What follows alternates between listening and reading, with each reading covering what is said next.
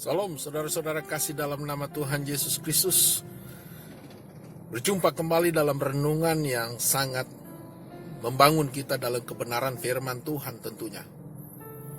Karena di akhir zaman ini Tuhan menghendaki orang-orang yang tidak suam-suam kuku. Yang menjadi firman Tuhan pada hari ini judulnya jangan tanggung-tanggung. Jangan tanggung-tanggung. Apa maksudnya saudara? Maksudnya jangan jadi orang yang tidak dingin, tidak panas, suam-suam kuku, setengah-setengah, gak jelas ya. Tanggung-tanggung ya. Firman Tuhan judulnya jangan tanggung-tanggung. Mengapa saya mengambil renungan firman Tuhan pada hari ini sepertinya jangan tanggung-tanggung? Karena kekristenan itu sebetulnya harus betul-betul full di dalam firman Tuhan. Saya katakan betul-betul full, penuh di dalam kepenuhan Kristus. Ya, harus dalam kepenuhan Kristus. Jadi jangan tanggung-tanggung.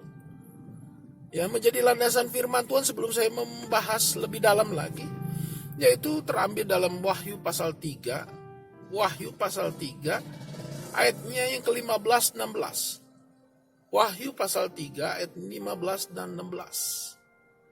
Ya, saya akan bacakan. Aku tahu segala pekerjaanmu, engkau tidak dingin dan tidak panas. Alangkah baiknya jika engkau dingin atau panas. Ayat yang ke-16, jadi karena engkau suam-suam kuku dan tidak dingin atau panas, aku akan memuntahkan engkau dari mulutku, kata Tuhan. Aku akan memuntahkan engkau dari mulutku, kata Tuhan. Berat ya saudara. Ya, saya sebelum membahas ini, saya membahas dulu pertama-tama dari konteks ayat Alkitab ini. Konteks ayat Alkitab ini, Wahyu pasal 3 ayat 15-16 adalah berbicara kepada jemaat di Laodikia. Tuhan menegur melalui penglihatan Nabi Yohanes di Pulau Patmos. Ini karena Nabi Yohanes mendapat pencerahan pada saat itu, illumination, penglihatan di Pulau Patmos, sehingga dia bisa menulis kitab Wahyu. Kepada jemaat di Laodikia. Konteks ayat Alkitab ini adalah berbicara bagaimana kehidupan umat, saya katakan umat atau jemaat Kristus di Laodikia. Laodikia ini kota yang sangat mapan secara ekonomi. Secara ekonomi ya, pendapatan daerah mereka sangat bagus ya. Pendapatan per kapita mereka bagus, ekonomi mereka bagus. Ya. Tapi sangat disayangkan di tengah-tengah mereka ekonomi yang bagus, hidup dalam zona yang begitu nyaman, ya, sehingga mereka hidup tidak dalam kesungguhan dalam firman Tuhan. Ya, sebagian besar mereka tidak sungguh di dalam firman Tuhan, sehingga Tuhan menegur. Ya, melalui penglihatan Nabi Yohanes menegur kepada jemaat di Laodikia. Ya, mengapa mereka terkenal dengan suam-suam kuku? Karena kekurangan mereka di Laodikia adalah sumber air panas. Nah, sehingga mereka mengambil sekitar 10 km dari Laodikia untuk mengambil sumber air panas. Lebih kurang 10 km melalui pipa. Memang canggih ya, zaman itu sudah canggih saudara. Zaman dulu ya. Jadi mereka mengambil air dengan pipa. Lebih kurang 10 km. Tapi apa yang terjadi? Dari sumber air panas itu sampai di Laodikia, tentunya sudah tidak panas lagi. Dan akhirnya jadi air itu ya hangat-hangat kuku lah. Hangat-hangat kuku. Jadi tidak panas lagi. Jadi hangat-hangat kuku. Sehingga melalui kejadian itu, ya, kebiasaan mereka, sekalipun mereka dalam hidup zona nyaman dan status ekonomi, tapi mereka ada kekurangan. Yaitu kekurangannya mereka tidak memperoleh sumber air panas, sehingga mereka hanya menerima air yang hangat-hangat kuku.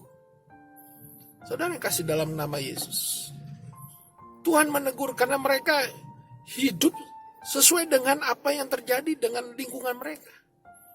Dan hidup mereka adalah suam-suam kuku juga ternyata. Ya, saya mencatat mereka adalah orang-orang yang kompromi dengan dunia. Yang pertama, mereka berkompromi dengan dunia dan mirip dengan masyarakat sekelilingnya. Maksudnya apa, Pak Pendeta? Mereka mengaku jadi orang Kristen, tapi kenyataannya sangat menyedihkan, saudara, secara rohani. Menyedihkan secara rohani, itu yang saya tangkap pertama. Yaitu mereka kompromi dengan dunia.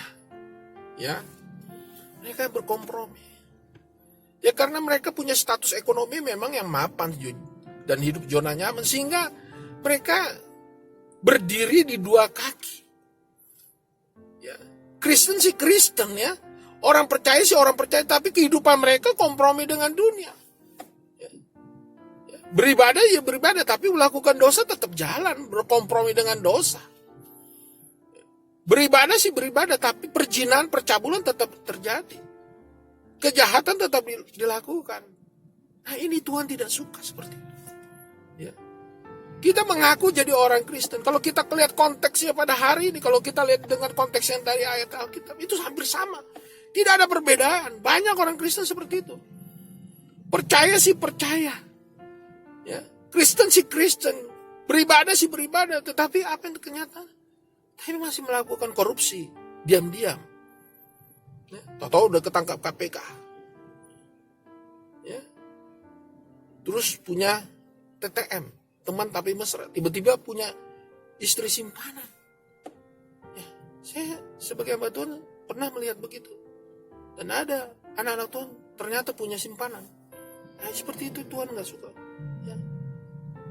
Maka tadi judul temanya hari ini adalah jangan tanggung-tanggung. Kalau kau mau bejat-bejat sekalian masuk neraka nanti, sudah selesai. Kalau kau mau masuk surga, ya hidup benarlah. Jangan kompromi, ini kan di dua kaki. Yang kedua adalah orang yang memperingatkan orang yang main dua kaki. Tadi kompromi dengan dosa, ya. Tentunya kaitannya yang nomor 2 adalah bermain dua kaki. Ya. Ada orang yang bermain dua kaki, dia pelayan Tuhan, ya. Pelayan Tuhan, ya. Pengurus gereja, tapi dia bermain dua kaki. Contoh, pelayan Tuhan, tapi dia rentenir juga. Kan aneh gitu. Pelayan Tuhan, hamba Tuhan, pendeta, tapi istri dan keluarganya rentenir. Kan sudah bertolak belakang, bermain dua kaki. Ya, seperti itu contohnya. Ya.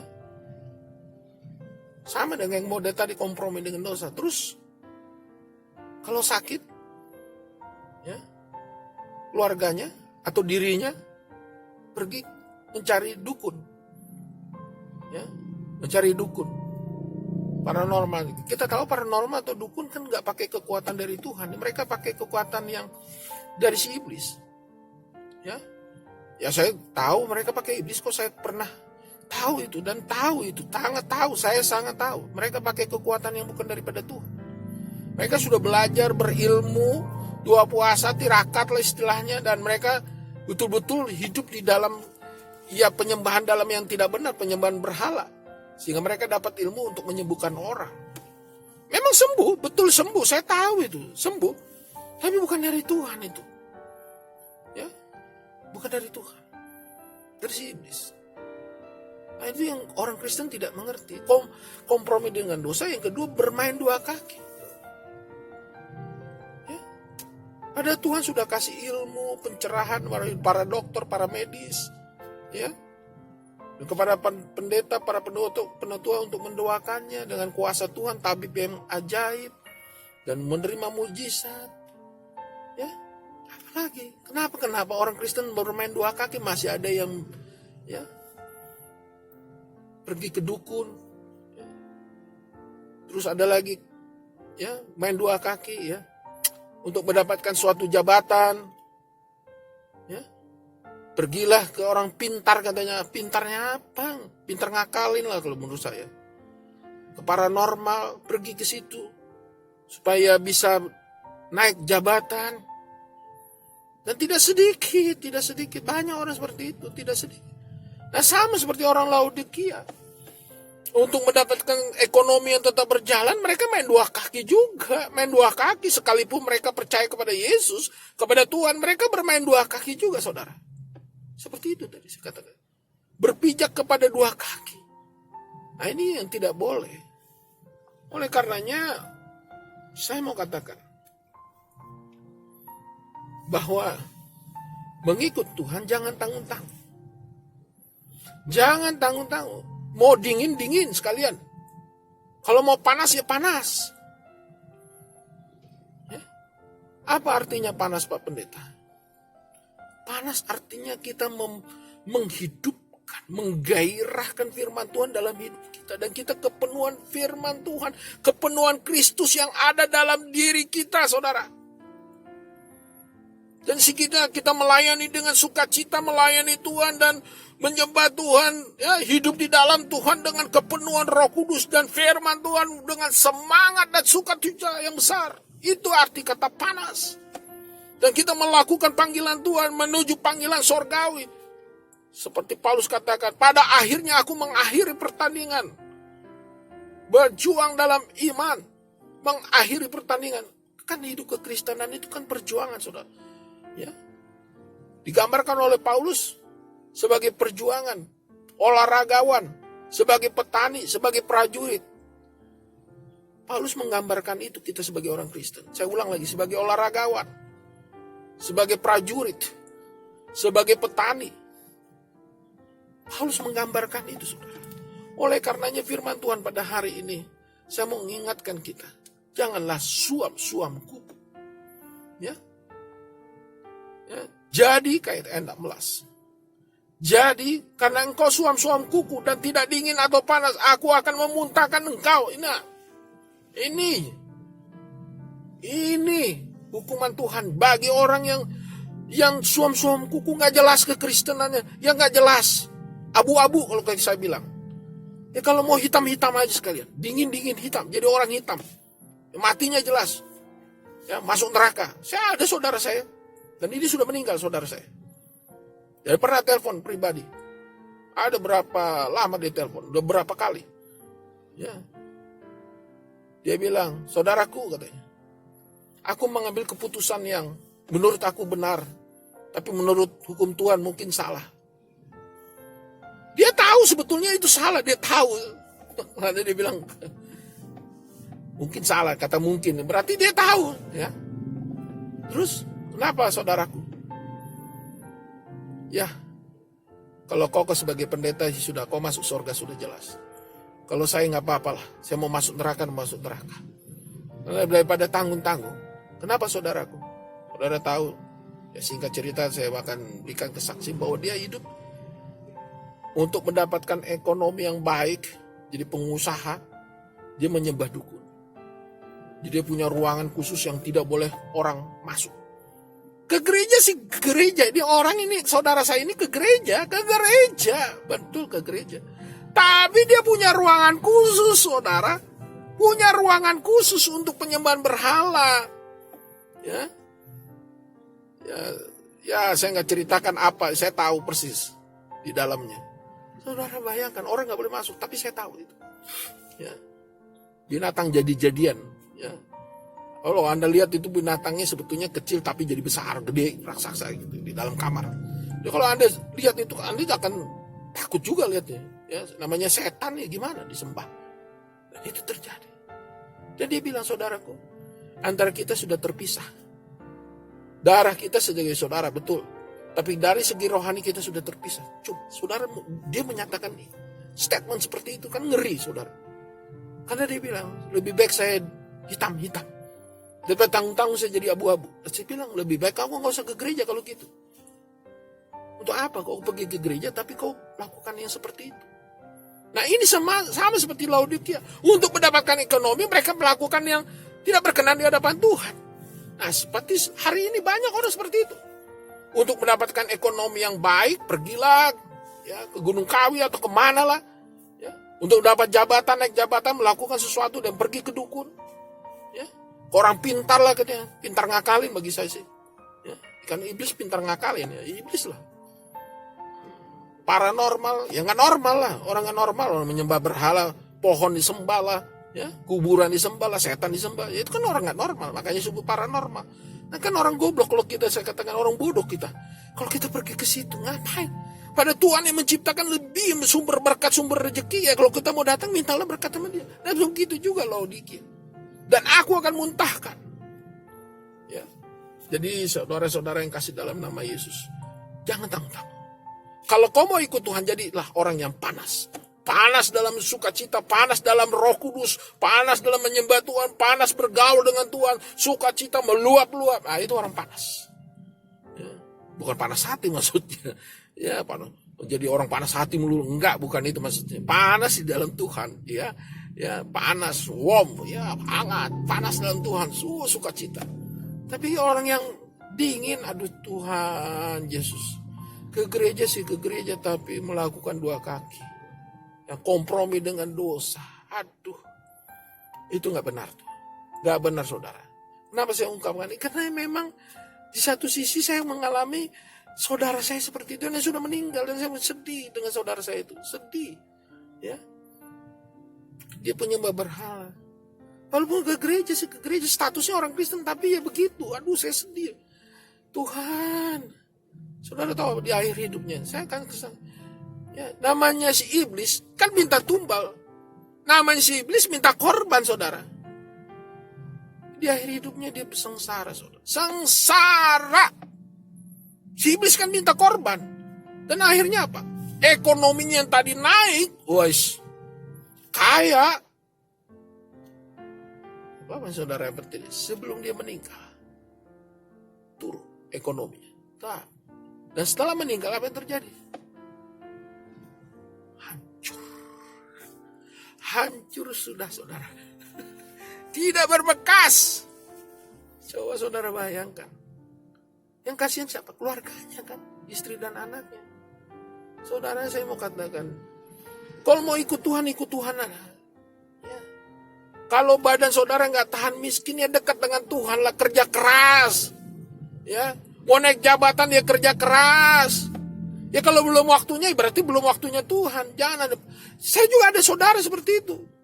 Di tempat kantor saya yang lama. Betul. Ya. Dia sudah sekolah di Amerika. Ya. Disekolahkan oleh instansi. Oleh lembaga. Pulang dia. Udah S3, doktor dari Amerika. Dia pikir pasti naik jabatan. Berapa tahun dia nggak naik jabatannya. Disalib oleh adik-adiknya. Adik-adik angkatan, coba Anda bayangkan. Dia frustasi. Akhirnya apa yang terjadi? Gara-gara istri saya ini saya nggak bisa naik jabatan. Dia kawin lagi, coba bayangkan. Penatua lo, majelis suatu gereja lo. Dan ibunya juga seorang majelis gereja. Saya nggak sebutkan namanya. Saudara saya, nah itu kan mengerikan saudara. Supaya bisa naik pangkat, ya udah ini nggak bawa hoki. Dia nanya, bayangkan nanya sama orang yang jadi tadi yang paranormal nggak normal itu saya bilang orang pintar yang pintar ngakalin itu. Istrimu nggak bawa hoki. Kata orang Cina bilang ciong. Kau mau istrimu ciong. Yang saya nggak ngerti itu. Artinya berlawanan. Dan akhirnya dia ceraikan istrinya. Coba resmi lagi. Aduh ampun Tuhan, Yesus hari ini penatua majelis suatu gereja besar. Ya, bisa bikin surat cerai kepada istrinya. Aduh ampun Tuhan Yesus. Ngeri banget bagi saya. Nah ini kejadian saudara. Hanya demi jabatan supaya dia mulus. Bahwa ini bawa sial katanya, istrinya bawa sial. Coba Anda bayangkan. Kan mengerikan seperti itu. Nah Laodikia begitu. Makanya saya mau katakan, kenapa saya ambil ini? Bertobat. Kita hidup jangan tanggung-tanggung saudara. Itu yang saya katakan. Kalau mau panas, hiduplah. Putih ya putih. Ya, mau hitam-hitam. Jangan abu-abu. Jadi orang Kristen jangan abu-abu. Tentukan. Nah yang terakhir. Jadilah orang Kristen yang tegas dalam tindakanmu. Nah ini mau saya ingatkan. Jadilah orang Kristen yang tegas dalam tindakan. Ya, jangan main dua kaki. Ya, saya nggak suka. Jangankan Tuhan, saya pribadi kalau orang main dua kaki itu pengkhianat bagi saya. Orang yang bermain dua kaki itu pengkhianat bagi saya pribadi, apalagi Tuhan. Tuhan sangat cemburu melihat orang yang sangat cemburu Tuhan. Kalau kita bermain dua kaki. Satu sisi kau mengaku Yesus sebagai Tuhan, tapi satu sisi kau melakukan yang tidak berkenan di hadapan Tuhan. Tuhan gak suka main dua kaki. Makanya Tuhan bilang, aku akan muntahkan engkau. Aku akan muntahkan, bukan gak nerima, dimuntahkan. Coba, ngeri kan dimuntahkan. Ya, saudara yang kasih dalam nama Yesus, di hari khotbah saya. Apa yang mau saya ambil dari firman Tuhan? Jadilah orang Kristen yang jangan tanggung-tanggung. Saya katakan jangan tanggung-tanggung. Hiduplah dalam kebenaran Tuhan. Hiduplah dalam kesetiaan dan ketaatan Tuhan. Hiduplah dalam semangat dalam Roh Kudus. Ya, jangan kau tanggung-tanggung. Kalau kau dingin-dingin gak jelas kau hidupnya. Ya, ini kawan ini abu-abu nih. Ya, sering saya dengar, kawan ini abu-abu. Kalau orang yang dibilang abu-abu, itu nggak baik, saudara. Ya, udah jelek itu sifatnya. Ya, ini abu-abu nih main dua kaki. Ya, itu yang nggak jelas. Ya, ingat penjajahan Belanda dulu banyak ya orang yang bermain dua kaki. Ya, pada zaman itu banyak orang bermain dua kaki. Ya, ya. Dia sebagai warga negara Indonesia, tapi dia juga berkhianat ya. Memberikan informasi kepada tentara Belanda misalnya pada saat itu. Itu kan bermain dua kaki. Untuk mendapatkan uang. Ya, status, jabatan. Sehari ini juga sebagai hamba Tuhan mengingatkan kita sudah berhenti dan bertobat. Yang terakhir sekarang bertindak tegas, tentukan warna putih-putih, hitam-hitam, jangan abu-abu, jangan tanggung-tanggung, karena abu-abu itu atau main dua kaki itu orang yang tidak jelas, tidak punya pendirian. Tegaslah dalam prinsip. Kiranya semua orang yang menjadi orang Kristen dan yang melihat video ini, mulai hari ini saya harap kita jadi orang putihnya Tuhan. Kepenuhan Kristus, orang yang panas di dalam Tuhan, menyala-nyala melayani, roh kita menyala-nyala, semangat dalam Tuhan. Tuhan Yesus memberkati kita. Haleluya. Amin.